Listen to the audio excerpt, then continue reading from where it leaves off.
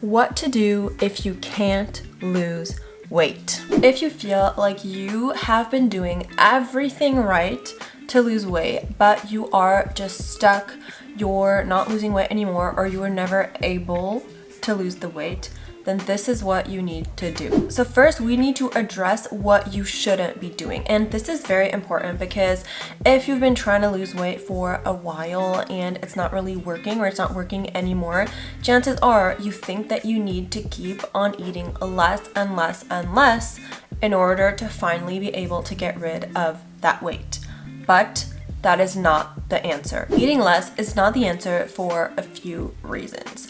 The first one is that it's going to keep you stuck in this binge restrict cycle. Because chances are, if you feel that you're doing everything right for weight loss, for you, that involves maybe intermittent fasting and eating your first meal around noon and having that meal be a salad, and cutting carbs and not having junk food and making sure that you're eating a very small amount of calories. So you're thinking that you're doing all these things and that it's going to help you lose the weight, but actually it's not, because then what's going to happen is you're only going to be able to carry that on for so long before you start to get urges to binge, urges which are normal because you are literally starving. So at some point you need energy. So what you're going to do is probably have like an entire pizza all to yourself, or have a bunch of cookies or a ton of chocolate and wash it down with soda. And so obviously that's going to increase the calorie count and make you gain weight. And then you are going to feel horrible and guilty for doing that, and you're going to want to lose weight even more now, so you're gonna want to restrict even more and have even smaller salads and even fewer meals. And so again, the binging is going to increase and your weight with it. And even if you feel like your binges aren't that big, or you're not even really having true binges, when you're consistently eating far fewer calories than your body needs, your body is going to adapt and become more efficient at using energy. So it's going to require less calories to do all the processes it needs to do in your body. And this adaptive thermogenesis is what it's called. That's great for biological purposes and evolutionary mechanisms, but not in our current way of eating and in our current society, when you're surrounded by highly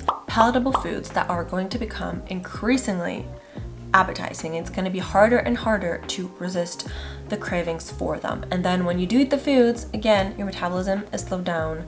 It's not going to burn calories as efficiently, and this just creates this kind of cycle as well. And then another body adaptation that happens is your hunger hormones kind of shift.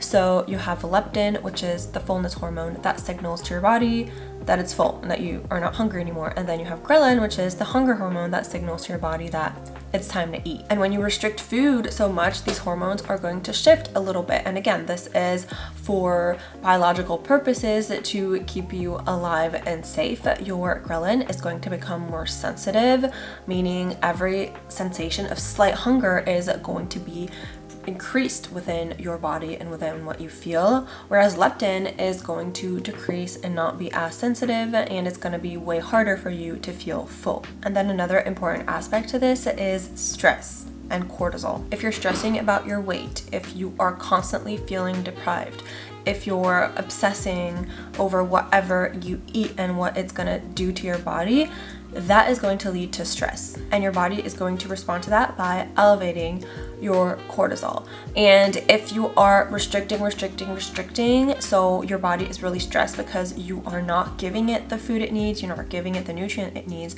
and then all of a sudden when you're binging or you're eating a little bit more than usual, you are dumping all of this food onto it again.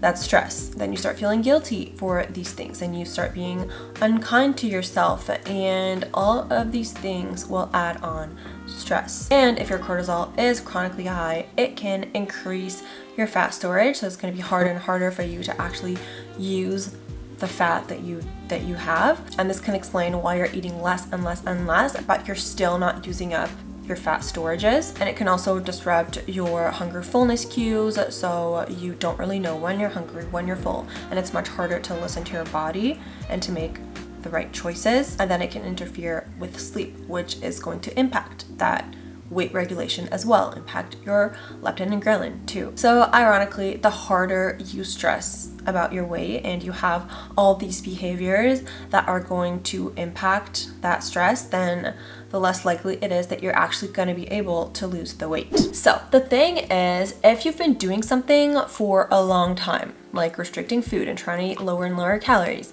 and it's not working, after a while, you need to switch it up. You need to do something drastically different. So the paradox is that in order to break free from this cycle, you need to stop taking and taking and taking from your body and restricting and putting it under stress.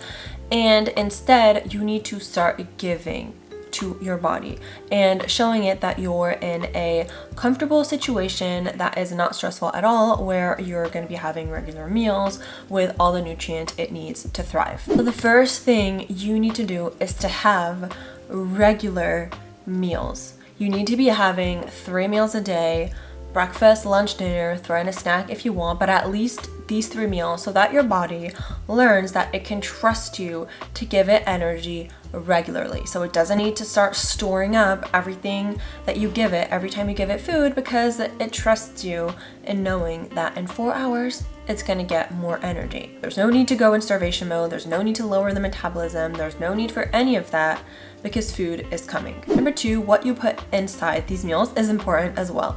Obviously, you want them to be as balanced as possible. You want them to contain all the nutrients you need to thrive. So you want to make sure that you're getting a bunch of whole carbs in there and that you're getting sources of fiber. So from the whole carbs, from legumes, and from fruit and veggies. You also want to be eating protein. So trying to prioritize plant protein like legumes, specifically lentils and tofu. And then of course, once in a while, you can have some animal-based sources of protein, and you want to prioritize chicken or fish. Healthy fats are also crucial, like avocado and olives, olive oil, nuts, seeds. Often when we think of losing weight, we want to cut the fat and make sure that we're not eating fat, because fat is high in calories and fat will make you fat, but you need healthy fats to function optimally, and your hormones need healthy fats to be created and again function optimally. And in order to absorb certain nutrients from foods like vitamins, for instance, some vitamins, you need healthy fats for that. So number 3, and this can't work if you don't do number 3, you need to be including foods you love as well. We talked about all the foods that you need to fuel your body. You also need to be fueling your soul, and you need to be satisfying your cravings, and you need to make sure that you are including certain treats in your meals. Now, of course, you need to be mindful of the portions. Like, you don't want to be having a ton of pizza and chips and brownies and only like a tiny little salad. It needs to be about 80-20 or like 75-25 when you're starting out, of meals that are going to be nutrient dense, like the foods we talked about earlier, and then of the foods that are a little bit more pleasure foods, a little bit more calorie dense. Including these foods among your meals without feeling guilty for them and putting them on the same level as the other foods, that is going to create the satisfaction of the craving, and you're going to start craving them less and less, because the foods are going to have a smaller and smaller appeal, because now you can have them when you want them. Number 4, tuning into your hunger and fullness cues is absolutely crucial. Chances are you don't even have hunger fullness cues anymore, or at least you can't really trust them because of the previous restriction. So it's a whole thing you need to learn again. There are some tools to help you with that. There is the hunger fullness scale. Basically, I'm going to put it right here, but it's basically a scale from 1 to 10, 1 being you're starving and 10 being you're extremely full, and you should try to rate yourself on that scale before, during, after meals, in order to make yourself a little bit more familiarized with what you should be feeling when you're hungry versus when you're full. Now, I only put this at step 4 because in order to be able to do that, you need to be consistently giving your body these full balanced meals topped with foods that you crave and like. at regular times. And then in general, learning to eat mindfully and being more present in your meals is super important. And I have a whole playlist on mindful and intuitive eating.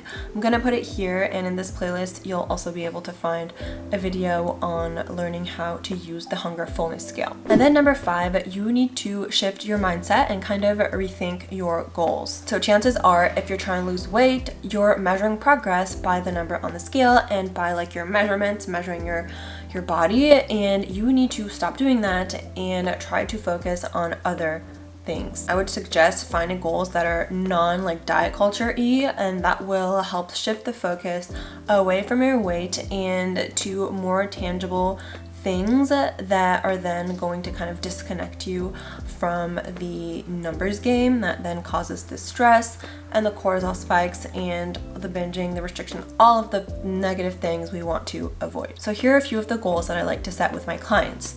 Eating more whole foods, feeling more energized, being more in tune with your hunger and fullness cues, craving healthier food options, having less of a desire to binge because you're fueling your body enough and satisfying your cravings, improving your digestion or your sleep quality, building strength or endurance through movement that you actually enjoy doing. Stop seeing foods as good or bad and just start seeing them as different foods with the different benefits that you can eat, and that are it's not going to affect what kind of a person you are, and it's not going to make you feel guilty or anything like that. I mean, there are a ton of goals that you can set. I encourage you to find a few that are meaningful for you, and then what happens when you start to focus on these areas and improve these and reach those goals, then weight loss is going to be happening in the background as a byproduct of everything. And the more you shift the focus away from your weight, the more you're going to be busy and occupied with all the other goals, and you're going to be working towards those, and the better it's going to be for your weight, and probably the easier it's going to be for you to actually get rid of that weight. So if you've been struggling to lose your weight, now is your sign to stop that approach and try a new approach. You can't get results you've never had if you don't do things differently. You need to switch it up at some point, and this is an approach that works because it's an approach that focuses on creating abundance rather than restriction. And if this feels overwhelming and you feel like you need guidance to switch to this approach, then you can book an online consultation with me, video or email. The info is in the description. That's it for this video. Thank you so much for watching. If you enjoyed it, don't forget to like it, subscribe, and see you on my next one. Bye.